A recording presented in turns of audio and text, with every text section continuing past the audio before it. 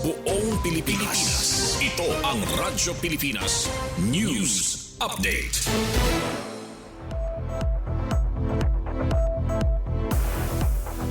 Philippine Standard Time, 3:56 p.m. Maupay nga kulob sa iyong nga tanan. Asya iniyan mga balita yan na nga oras. Syudad San Catbalogan nakaka-eksperyensya krisis sa tubig. Detalye pamatian naton matikang kan Charmaine Perito. Radyo Pilipinas Report. Sabot nga sa eksperyensya nga kakulangan sa supply sa tubig, nagdumara multi-agency coordination meeting ang gobyerno lokal sang Catbalogan para plansyahon ang mga pitad para dagmit ng babaton ang krisis. Ang katitirok ang ginpangunahan sa City Administrator's Office kundi gintukib ang panukala nga executive order ni Alcalde Dexter Uy nga nagtutuyo magporma mga solusyon para mabaton ang problema sa tubig. Hilawig ang epekto sang krisis sa tubig sa syudad, apektado ang panadlaw-adlaw nga trabahoon sa mga residente, negosyo ug pipera nga serbisyo publiko. Tungod sini, nagkaurusa ang iba-ibang ahensya sa lokal nga gobyerno para sa usa nga komprehensibo nga kabatunan. Lakip sa presente nga mga ginbubuhat, mao ang ginpakusog nga operasyon sa water rationing gamit ang mga water tanker tikang sa Bureau of Fire Protection, Tubig Catbalogan Corporation ug iba pa nga grupo. Pag-upay sa mga tagas ug illegal connections, pinaagi sa kada gabing inspeksyon ug pagbutang hotline para sa pag-report sa tagas. Zoning sa syudad para mas maupay ang distribusyon sa tubig nga may kalakip nga kada adlaw nga schedule sa pagduhol tubig.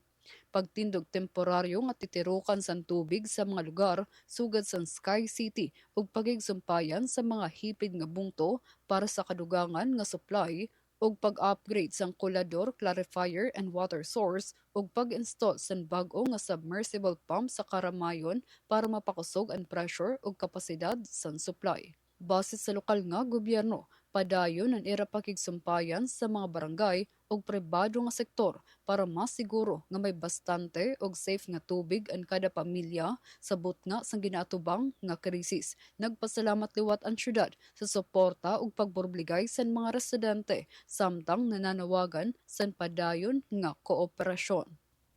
Para sa Bagong Pilipinas, Charmaine Perito, Radyo Pilipinas, Radyo Publiko, Calbayog.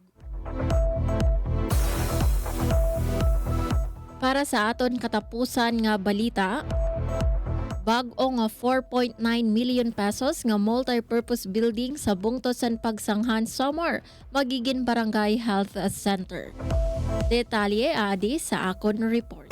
Radyo Pilipinas Report. Natapos na ang 4.9 million pesos nga multi-purpose building sa Barangay Villa Hermosa Oriental sa Bungtosan Pagsanghan Samar nga ginpondohan sa ilarom sa General Appropriations Act o GAA Fiscal Year 2024. Ang duha ka andana nga struktura nga may 216 square meters nga floor area paggagamiton como Barangay Health Center para maghatag sa first aid ngan magatender sa mga yano nga panginahanglan sa panlawas sa komunidad.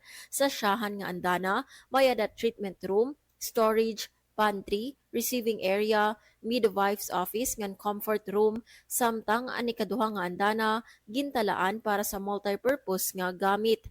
Iginpahayag sa DPWH Samar 1st District Engineering Office nga ang proyekto magdudugang sa access sa mga residente sa tayaw nga lugar agud makabulig sa pagpaupay ug pagpauswag sa kalibsog sa komunidad. Para sa Bagong Pilipinas, Suzette Pretensio, Radyo Pilipinas, Radyo Publiko, Calbayog. Asyadon kabugusan sa mga balita yan na nga oras. Padayon kamo pamati sa DYOG Radyo Pilipinas, Radyo Publiko, Calbayog para sa mga news updates. Ini si Suzette Pretensio para sa Radyo Pilipinas, Radyo Publiko. Mula sa pinakamalawak na newsroom sa buong Pilipinas, ito ang Radyo Pilipinas News Update.